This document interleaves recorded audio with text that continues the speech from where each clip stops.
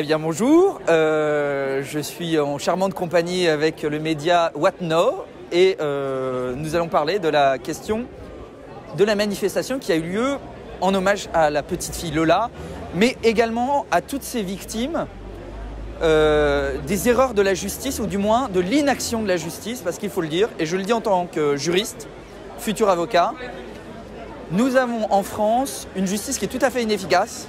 Si le ministère de l'Intérieur et le ministère de la Justice avaient fait leur travail, nous n'aurions pas connu ce crime ici. Nous avons les moyens et nous ne les mettons pas, et dès lors, cela engage la responsabilité du gouvernement. Moi, vous savez, je viens de Rouen. Nous avons eu une même affaire, un homme qui a fait double meurtre avec viol. Il l'a fait une semaine après avoir quitté la prison où il avait été condamné pour viol. Et il devait quitter le territoire français. Il n'a pas été renvoyé une semaine après, double meurtre avec viol. Donc ce n'est pas la première affaire. Nous remarquons qu'elle a eu des complices et que ces complices étaient des personnes saines d'esprit. Et que ces gens-là l'ont aidé par esprit communautariste. Donc il faut aussi remettre en question les politiques de lutte contre le communautarisme qui ont l'air si inefficaces qu'elles permettent à ce que j'appellerais, et j'emploie un terme un peu excessif, mais l'excès n'est pas crime ici, c'est une ouma du crime. Et vraiment, il faut mettre en place une politique réellement efficace contre cela. Il y a effectivement quelque chose de luciférien, de vraiment, au sens profond du terme, très malsain, très malsain, très ritualiste. Mais alors, comment l'expliquer? Comment expliquer la folie Oui, vas-y. Je ne sais pas si vous avez entendu parler du sort des enfants Zouri. C'est des enfants qui ont les yeux clairs, c'est pas des albinos, c'est encore autre chose. Et les cheveux souvent roux mais blonds, pratiqués je crois au Maroc et en Algérie sur des enfants. Et justement, donc, elle a utilisé le mot fantôme. À mon avis, la police n'a pas traduit littéralement ce qu'elle a dit, parce qu'à mon avis, elle a parlé de djinn. Et en fait, c'est des rituels qui sont bien connus. Et étrangement, quand on regroupe tout le faisceau d'indices qu'on a là-dessus, ça ressemble énormément à ces rituels-là. Je ne suis pas sûre que l'opinion publique va partager ce genre d'informations. Mais en fait, il faut regarder un petit peu le sort qui est réservé à ces enfants qui sont utilisés pour chasser les mauvais esprits. Et ça ressemble énormément. Boire le sang, le viol, les organes qui sont retirés, tout ça, ça fait partie d'un... Je ne pense pas que tout ça soit le fait d'une impulsivité, d'un élan meurtrier comme ça. C'est très méticuleux en fait. Disons que c'est la version orientalisante, j'ai l'impression, de cette chose-là. De toute façon, la pédophilie existe partout dans le monde, donc elle prend des formes très différentes, mais il ne faut pas croire que y a une partie du monde comme ça qui est épargnée par les pires mœurs. C'est pas vrai, on nous fait croire que soi-disant la pédophilie ça ne concerne que les pays occidentaux. C'est pas vrai du tout. Il est couvert aussi souvent par le mariage dans d'autres pays, ce qui n'est pas autorisé ici. Donc on peut aller vers... Ah, il y a un contrôle ou... Ah non, ouais, il y a un contrôle. Ça me perturbe. On a déjà nos lots de tarés ici. Donc on n'a pas envie que tous les tarés du monde se rajoutent déjà. On a un dur labeur déjà. Donc c'est un peu le problème aussi dans cette histoire.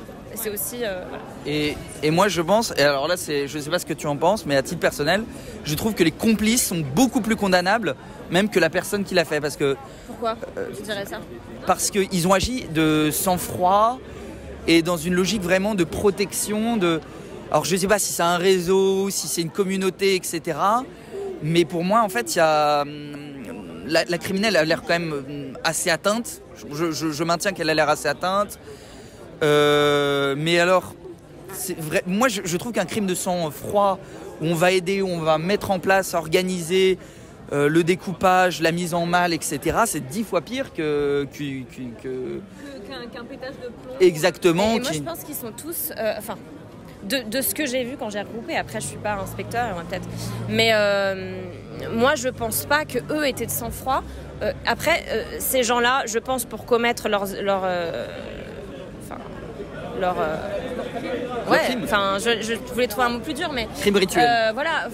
Je pense pas qu'ils soient dans un état normal. Je pense que pour réussir à faire ça, il faut se donner la force d'une certaine manière avec des substances, des choses, et donc En plus, apparemment, son discours n'a pas arrêté de changer, donc c'est comme si elle avait une mémoire qui était un petit peu amoncelée comme ça. Donc on ne sait pas en fait. En fait, ça, on ne peut pas le savoir. Les gars avec elle, ça se trouve, ils étaient aussi sous le coup de... Alors, on ne peut pas savoir ces choses-là. oui, mais je pense qu'à un moment, la tension, elle retombe. Et ces gens-là, ils sont restés... Enfin, je sais pas. Mais effectivement, il y a beaucoup de questions qui se posent. Donc on verra ce que l'enquête donne. Il faut attendre aussi le résultat de l'enquête. Mais... oui, pour moi, il y a quand même, ce qui est important dans cette histoire, c'est quand même la responsabilité de l'État, premièrement, qui est à mettre en cause. La question de la justice, la question de qui on a sur notre territoire, et qui on veut garder et qui on ne garde pas, parce qu'il y a des gens qu'on n'a pas envie de garder, il faut le dire. Mais effectivement, il n'y a pas que ça, il y a aussi la question, et là je prends même si le cas aurait été pas une étrangère mais un Français qui aurait fait un crime abominable, il y a aussi une question de nos rapports aux peines. Moi, quand je me dis qu'une personne comme ça, elle va faire quoi ? 20 ans de réclusion criminelle. Dans 20 ans, elle est dehors. Elle a quel âge cette Voldag ? Elle a 25 ans, un truc comme ça. Plus jeune que ça encore. Avant 50 ans, elle sera déjà dehors. Donc moi, je pose les questions de savoir qu'est-ce qu'on fait de ces gens-là. Il faut savoir que de manière générale, quand quelqu'un a une condamnation en France, il ne fera qu'entre un tiers et la moitié de sa peine. Il faut le dire. Et je ne jette pas forcément la pierre au juge. On n'a pas de moyens. On n'a pas de moyens. Qu'est-ce qu'on fait ? On a une criminalité qui augmente pour plein de raisons. Ça peut être, alors il y a peut-être des questions sociales, mais il n'y a pas que des questions sociales pour moi.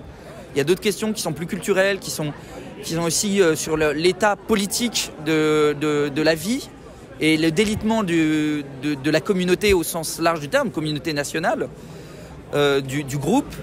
Et tout cela fait qu'effectivement, on a une criminalité qui augmente massivement, on n'a pas assez de prisons, et on a des peines donc, qui sont de plus en plus légères, mais parce qu'on n'a pas le choix.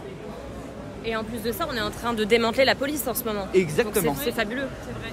Moi, je veux bien qu'on accorde l'asile à des gens qui sont en situation politique extrêmement compliquée. Bon, vous venez de Syrie ou de je sais pas quoi.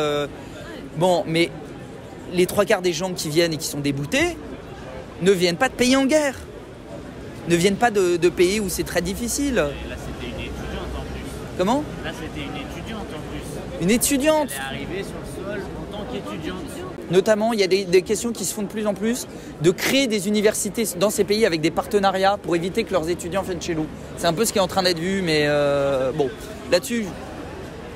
Voilà, est-ce que vous avez d'autres questions ? Moi, ça va. Eh ben, je vous souhaite une bonne soirée. Merci beaucoup à vous.